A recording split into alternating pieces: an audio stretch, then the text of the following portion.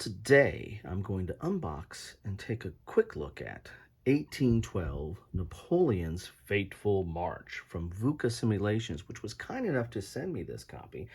I reached out to Patrick and asked about, do they want any coverage on their games? And of course, he responded with a big box of VUCA simulation games. So be on the lookout. I'm going to be diving into some VUCA over the next few weeks, if not months, as I get into that box. But today we're looking at 1812, and I'm very excited about this for numerous reasons. The first of which is, just look at that box. This is a beautiful looking cover and a very interesting looking game, and based on quality and beauty and just overall appeal, VUCA is one of the leaders in the wargaming industry. They have, very thick supported player aids and excellent colors and graphics and boards and paper boards, but that have kind of a finish on them, but also mounted boards. I mean, they are definitely are top notch when it comes to quality. So number one, love that. Number two, this is a very interesting topic for me. It's the 1812 campaign into Russia, Napoleon's campaign into Russia. And it's been covered in a lot of different kind of games, and typically it's covered in an operational type sense, and this one is as well. However, this one has some unique ways of looking at it, and you know me, if you follow my channel, I'm all about different perspectives and looking at things a different way and looking at different games that cover the same topic. And so this is one of those. This is going to be kind of, you see, is kind of point-to-point system, but it's kind of an order system. There's going to be issuing orders, and you're going to be having those blind behind screens. And so this is not as much as a battle game as it is operational and logistic type game in that regard. Let's look at the reference here, and then I'll get into some other reasons why I'm probably very interested in this game. The situation, 1812. Most of Europe is under Napoleon's control, and Napoleon is poised to invade Russia and force them to comply with his Continental System and block British trade. In face of overwhelming force, the Tsar reluctantly decide to fall back and adopt a scorched earth strategy. Forced by an elusive foe, the French were forced into advancing even deeper into Russia and all the way to Moscow itself, even though their logistics system was falling apart under the strain. The infamous retreat back from Moscow was the culmination of the campaign and the turning point of the Napoleonic Wars. Will Napoleon and his hitherto undefeated Grande Armée crush the Russian army and capture Moscow, or will they be punished for their hubris in the vast expanses of Russia?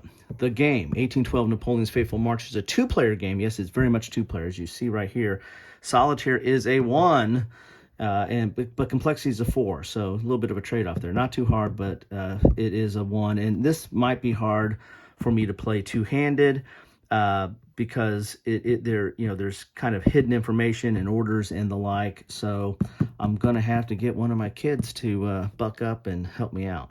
It's a two-player game that simulates Napoleon's invasion of Russia at the operational level. It is an easy-to-play card-driven system that utilizes secret order placement, which ensures constant tension and little to no downtime. As befits the historical campaign, the game features a strong focus on logistic planning and march attrition with a set of simple but highly narrative mechanics. So, as I said, as my second point on why I'm interested in this is operational, and it's a different kind of take on this campaign. It's, looking at it from logistics and attrition, but it also has, card-driven mechanic and order, choosing orders. So a little bit of bluffing there too, because I think there's some dummy orders in here. So, and that's another reason why it's very low solitaire. What's the third reason? Well, this is nominated for the Charles S. Roberts Awards. Yes, if you follow my channel, you know that I'm affiliated with Charles S. Roberts Awards, but this is VUCA has a few games that are nominated, and this is one of them, and rightfully so. I mean, this is, again, I can't say from the play aspects, but from all outward appearances and what I've heard about this game, Very interesting game, very deserving game. But you know, the quality and production and just overall look, and then the theme is all very intriguing. So enough of all that. What is in this box? Man, I just prattled on for 5 minutes and you haven't even seen the comments in the box. Sometimes you guys jump in and say, golly, you talked for like 5 minutes and I haven't seen anything yet. What is this, an unboxing or not? Well, my unboxings are just not pure unboxings. They are events. I kind of go into my perspective and what I know about it, and some reference and context. But you know what? If you know that, if you're here, and if you're here and you leave, well, you know, that's your right too. Here's the rule book, and then the playbook. That's kind of nice, a blue and a green. Okay, let's look at the rule book real quickly here. It is full color, of course, and it is 19 pages. Dual column with color inside, yes. And decent sized font, you know, for us grognards that are getting a little bit longer in the tooth. A little bit harder to read sometimes, so this is very nice. Looks clear and concise. As they said, this is a 4 complexity, so I don't think it's overly complex. But it is a different type of game. It's a little bit different than your hex encounter type game. Here's you're dealing with order placements. And basically with these orders and with cards, it's really going to be kind of hard to play this two-handed and really get the full feel and effect of it. So that is the rules. Let's look at the playbook, which probably has, I would imagine, scenarios. Yeah, here's scenarios 1, the march to Smolensk, march to Moscow, the grand campaign, and here's all your setup. Scenario 4.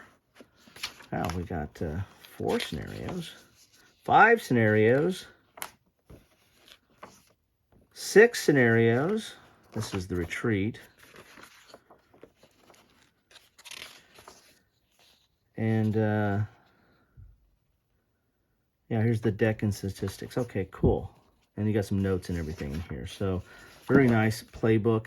The retreat from Moscow, there's a pictograph that is one of my favorite that shows it both shows time and a number of casualties because it's in direction, and so it's really a great picture. I'll probably try it if I've got it, a picture of it somewhere. I'll dump it in at the end of this. So stay tuned for the very end so you can see that pictograph.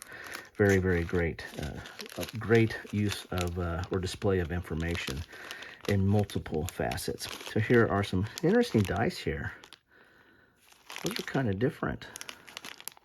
All right, so some cubes. Blocks, I'm going to have to sticker. You know I love stickering.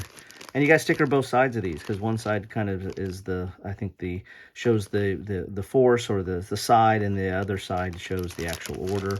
But those are for the orders. They have standees. I'm not a huge fan of standees, but hopefully these standees don't rip open the counters. That happens from time to time. Here's the cards. We'll take a look at those in a second. Here are those screens that you have for all the different leaders. So the Russians will be on one side and the French on the other. And then you have some information on the back here for that leader. I guess what they can do or what their bonuses are for that. So very nice. And these are little standees, so you're just gonna have to fold them on the side there, and they will be fine. Now we're getting into the good quality stuff here. Here's the board. Here are the stickers. See, this is so heavy because you think once you got to the board, you got all the good stuff, but no. The player aids for VUCA are top notch. Here are the stickers, so you're gonna have that on the outside, show that you're the Russian, and then you've got the actual order in there on the inside. So those are stickers. I'm gonna have to do some of that. Love it. Here's counters.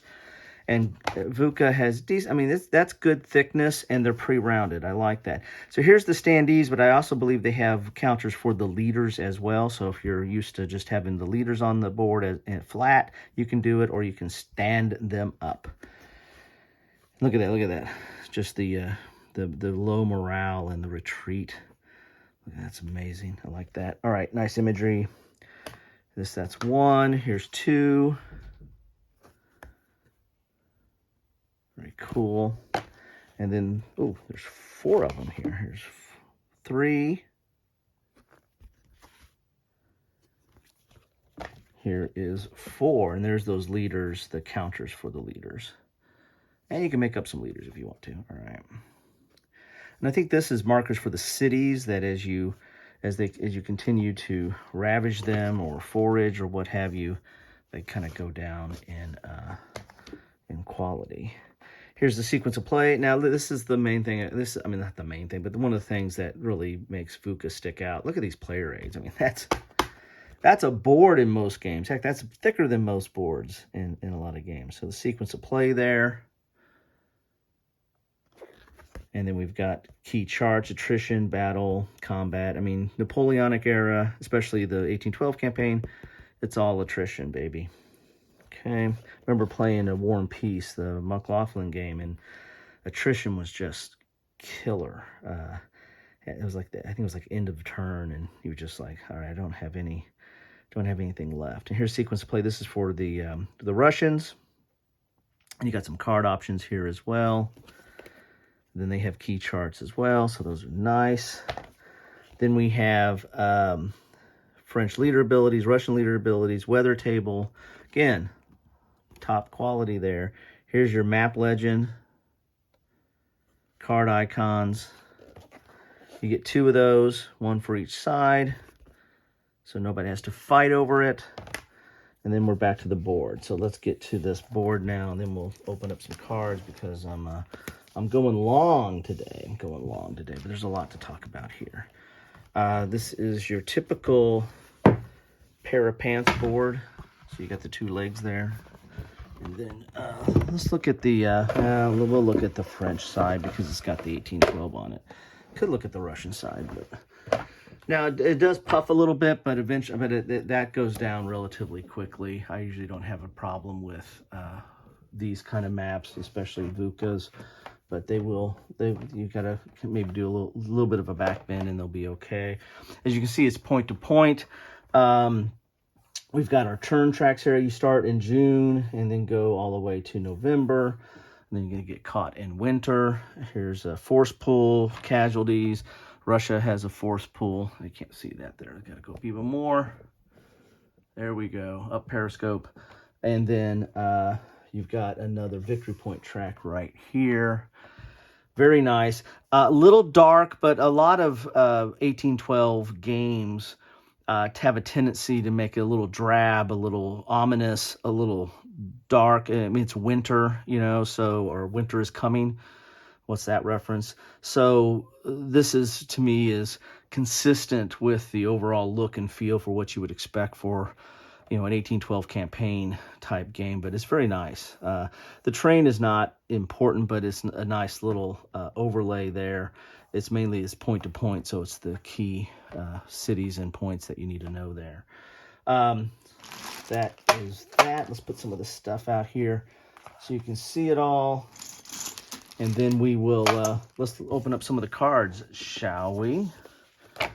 Before we run too much out of time. I think they have a little tab here. I'm horrible with these tabs because I can never get them open. There we go. Look at that. I did this time. All right. So these are the Russian cards. Good thickness. I mean, they're not they're not so thick that they're stiff, but they're a little thin, but not bad. And I don't know, I probably want to sleeve these because it is a game where you're going to be shuffling and pulling cards. And it is kind of a card driven because there's information and events, but there's also numbers that you're going to be using and some symbology and stuff on here as well. And it looks like it's got a little bit of, the history is in the pictures and the titles. I think the rest of it is, might be some history on the bottom there, but the rest of it is for gameplay purposes. Okay. And then we've got the French cards. So a lot going on here. You've got an order system that you have to follow, choosing orders and putting them behind your shield and then revealing those. And with some bluffing going on there and definitely hidden information. And now you have card-driven aspect, which that also has a tendency to have hidden information as well, and changing up the general rules. But again, I really don't think this is a game about big battles as much as it is operations, logistics, maneuver, and attrition. So there you have it. That is all that you get in a, not quite done yet. There's the stickers. Here's all the mounted pieces here. I'm running out of room, folks. I just don't have enough room. Oh, guess what? I just saw something. I'll show you that here in a second.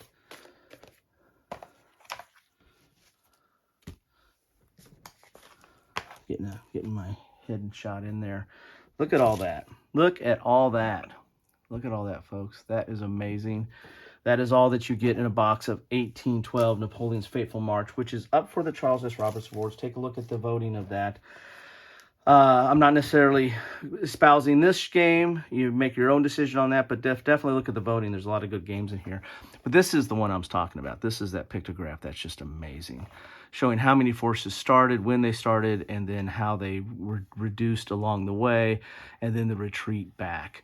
So you have number, you have quantity, you've got time, and you've got direction on here. It's really cool. And anyway, there you go. I'm a nerd. Thanks for stopping by. Love to know your thoughts on this or anything on VUCA or on anything on the Charles S. Roberts. Just keep it civil and take care.